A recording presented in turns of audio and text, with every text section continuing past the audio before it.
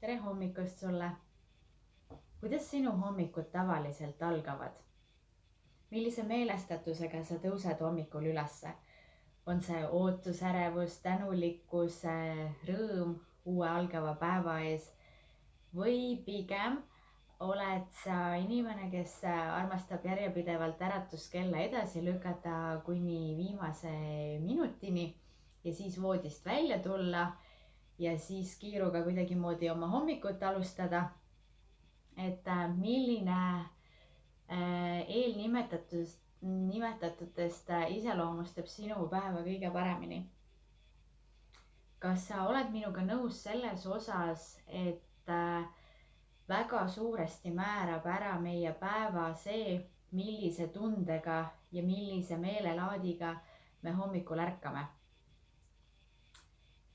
Mina arvan, et täiesti peab paika see, et päeva esimene tund loobki nii-öelda sinu edasise päeva ja tegelikult pigem hakkab see hommikune häälestatus juba peale eelmisest õhtust. Alates sellest, mis kell sa lähed magama, kui palju sul on öösel unetunde, millise meelestatuse, häälestatusega sa õhtul voodisse lähed, millised on su mõtted, mis on see sõnum, mis sa endale annad, et oi, et nüüd mul jääb neid unetunde nii väheseks, et ma olen kindlasti hommikul nii väsinud ja suure tõenäosusega sa ka siis oled.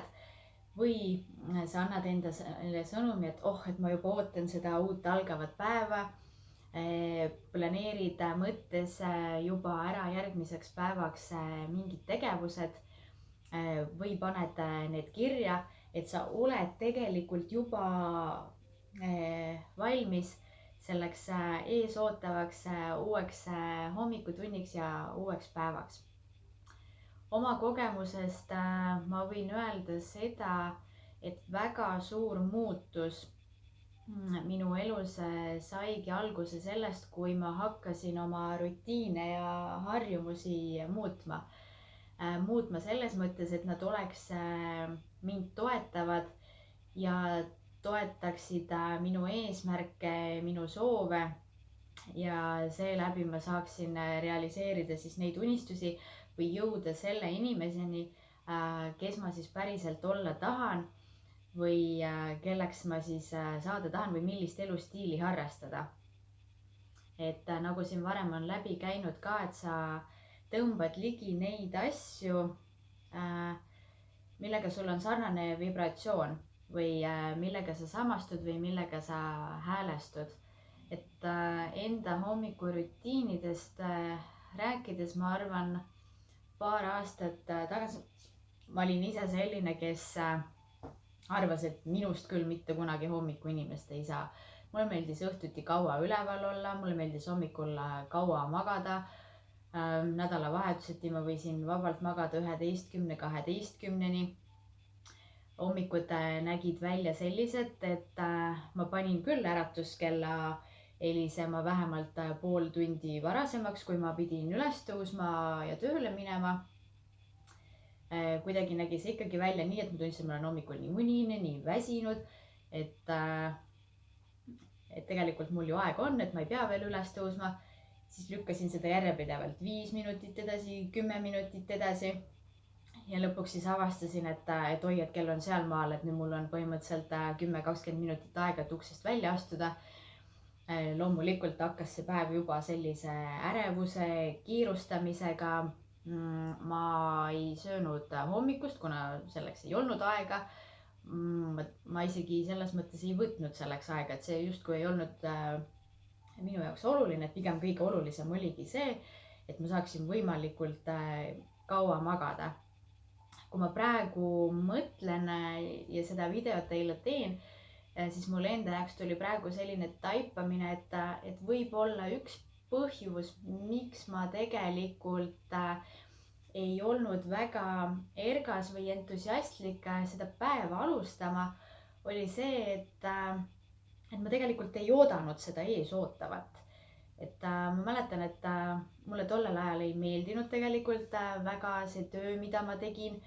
ja otse loomulikult ei tundunud just motiveeriv, et ma pean selle pärast nüüd üles ärkama, et ma saaksin minna sinna tööle, mis mulle tegelikult ei meeldi. Et võib-olla praegu ma taipasingi jah seda, et mis mind on motiveerinud ja innustunud seda tegema ja miks ma nüüd hommikul ärgates olen nii entusiastlik, ootusärev ja teinekord on õhtul raske magama jääda, sest et ma juba nii ootan seda uue päeva energiat ja seda, mida ma kõik selle päevaga ära teha saan, sest et ma olen nüüd järjepidevalt teinud neid asju, mis mulle elus päriselt meeldivad ja sellepärast ma ka nii ootan, et ma saaksin juba kõige sellega pihta hakata. Et muidugi on mul ka neid päevi, kus ma tunnen, et mul ei olegi võib-olla energiat, seda viitsimist, tahtmist ja jaksu. Ja see on okei, et selliseid päevi tulebki ette, aga need ei tohiks olla kogu aeg. Et need ei tohiks olla need määravad faktorid. Et üks oluline asi jah, et mis sind motiveerib uut päeva alustama, ongi kindlasti see, et sul oleks selles ees ootavas päevas võimalikult palju neid tegevusi, mida sa naudid, mis sulle meeldivad, mis su silma särama panevad. Et kui neid hetkel on su elus veel vähe, siis vaata, kuidas sa neid oma päeva rohkem integreerida saaksid. Ja praegu ma tõesti ärkangi naudinguga. Ma ärkan selline 6:30 nädalavahetusel kell 8, kõige hiljemalt kell 9. Teinekord, kui on juhtunud, et ma magan kauem ja ärkan kell 10, siis ma tunnen isegi kerget sellist pettumust, et see hommikune kõige magusam osa, see kõige vaiksem ja kõige erilisem, see aeg minule endale, et see ongi kuidagi juba läbi saanud, et nüüd nagu ärkab see muu maailm ka, et see ei olegi enam kuidagi nii eriline. Ja tegelikult ma olen pannud tähele ka seda, et mida varem ma ärkan,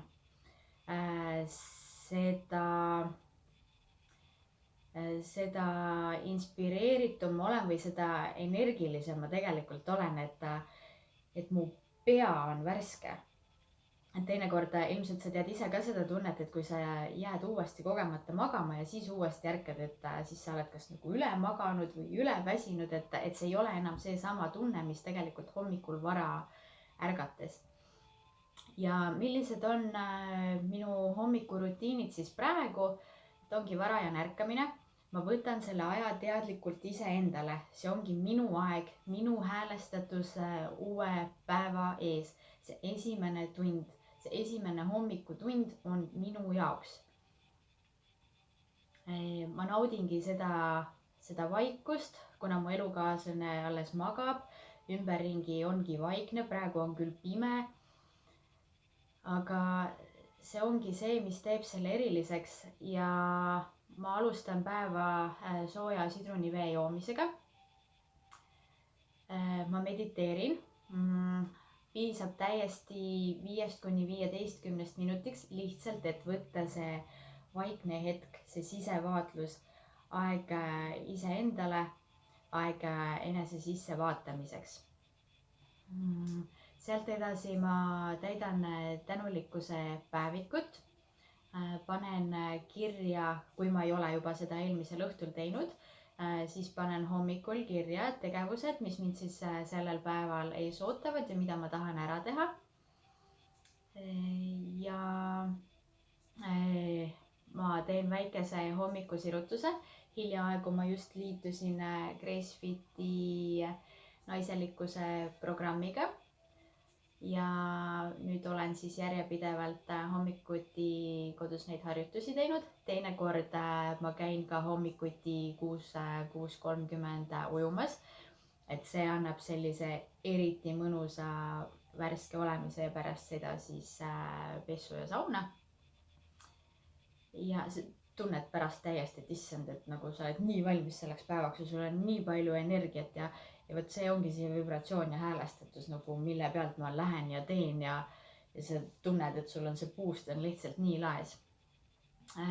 Ja siis tuleb hommikusöök.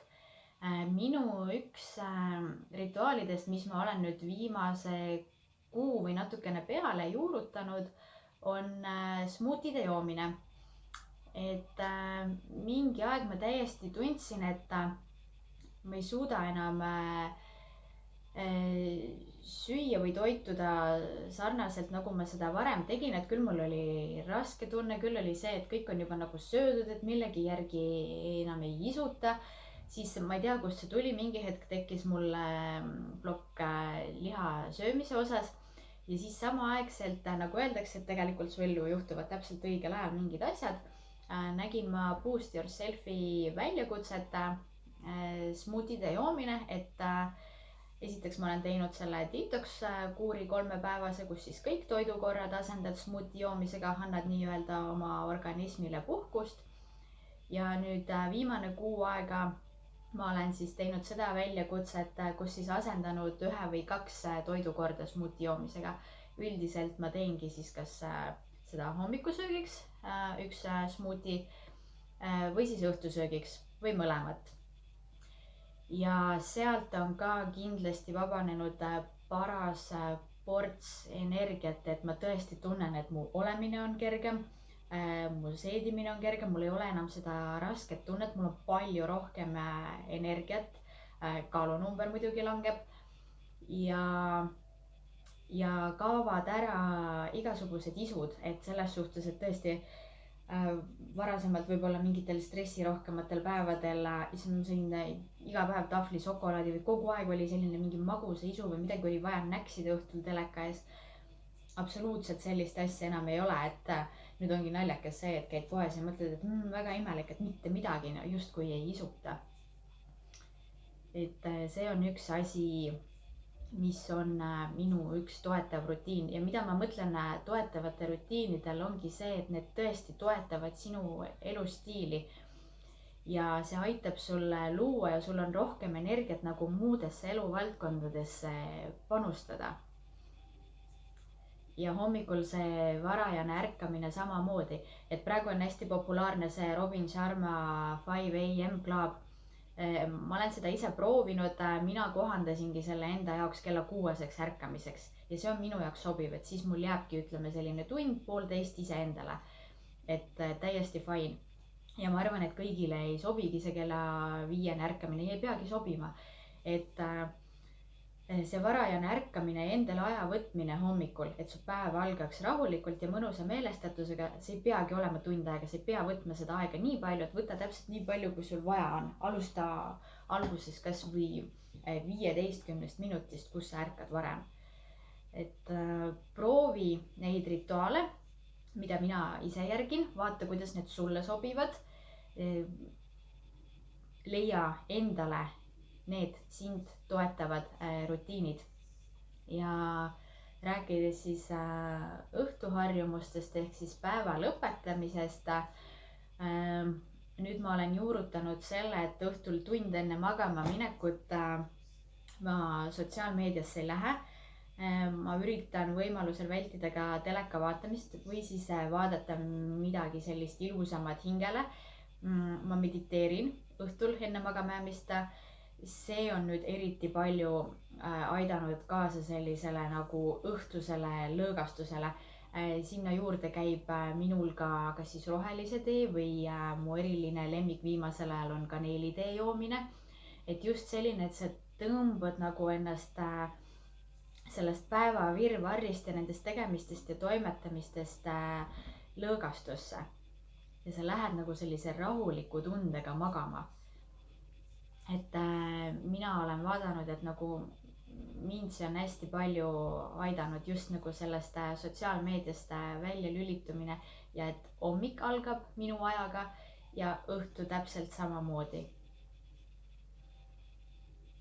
Nii, ma vaatan, mis mul siin veel kirjas on. Ja samamoodi ma võtan õhtul kokku lõppenud päeva, et kas ma kirjutan samamoodi seda tänulikkust, et mille eest ma siis olin täna tänulik, et mis tegi mind rõõmsaks, mis head asjad juhtusid, et ma nii-öelda nagu lasen selle päeva uuesti silme eest läbi, saadan mõttest tänu. Või siis jah, et ma panen need kirja, ehk siis nii-öelda ongi, et tõmbad nagu ilusate mõtetega selle päeva kokku. Ja teinekord, nagu ma siin enne mainisin ka, et ma panen juba eelmisel õhtul kirja need asjad, mida ma järgmine päev tahan ära teha. et mõnikord see võib tekitada seda, et kui sa nii väga midagi ootad, et siis ei tule just sellepärast und, et sa lihtsalt oled nagu nii ärevil või nii ootusärev just selle nagu uue päeva ees, et millal sa nagu selle kõigega algust teha saad. ole hea, jaga siin video all, et millised on sinu praegused hommiku ja õhturutiinid ja kas said siit videost enda jaoks mõne kõnetava mõtte või et kuidas sa plaanid ennast edaspidi siis toetama hakata nende mõnusate rutiinidega. aitäh sulle!